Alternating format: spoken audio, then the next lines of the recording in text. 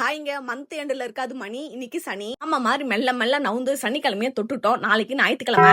நம்ம ஃப்ரெண்டு கிட்ட நம்ம திறமையெல்லாம் காட்டினா அசந்து போயிட்டா. என்கிட்ட யாராவது எப்படி உங்க சிலம்பம் கிளாஸ் போயிட்டு இருக்குன்னா இதுதான் ஆதாரம், இப்படிதான் கையை பொழந்துக்கிட்டு வெறித்தனமா போய்கிட்டு இருக்கு. அப்படியே அண்ணாச்சி கடை நோக்கி ஒரு சின்ன பயணம், அப்படியே பாலும் தயிர் வாங்கிட்டு அவர்கிட்ட கொஞ்ச நேரம் பேசி முடிச்சுட்டு ரொம்ப வருஷம் கழிச்சு இன்னைக்கு சாம்பார் சாப்பிட போறோம் ஃப்ரெண்ட்ஸ். என் ஃப்ரெண்டு எனக்காக சாம்பார் செஞ்சிருக்கா. ஒப்பத்த மச்சான் நீ நல்லா இரு அப்படின்னு சொல்லிட்டு அவளை கொஞ்ச நேரம் வாழ்த்தி முடிச்சுட்டு பல்ல வேலைக்கிட்டு குளிச்சு முடிச்சுட்டு வேலைக்கு கிளம்ப ஆரம்பிச்சிட்டேன் ஃப்ரெண்ட்ஸ். திருப்பி யாரும் சொல்லாதீங்க சட்டியில சாப்பிடுறீங்க அப்படின்னு, எனக்கு சட்டியில சாப்பிடுறது ரொம்ப பிடிக்கும் ஃப்ரெண்ட்ஸ். அதான் இப்ப பாரு நானே தனியா வெற்றிக்குறி போடுறேனே, இன்னைக்கு நம்ம தலைவியை தூக்கிட்டு வரலான்ட்டு தூக்கிட்டு வந்து வெற்றிக்குறி போட சொன்னா தக்காளி எனக்கு ஸ்கூல் இருக்கு என்னையாண்டி தூக்கிட்டு வந்தான்ட்டு ஓடிடா.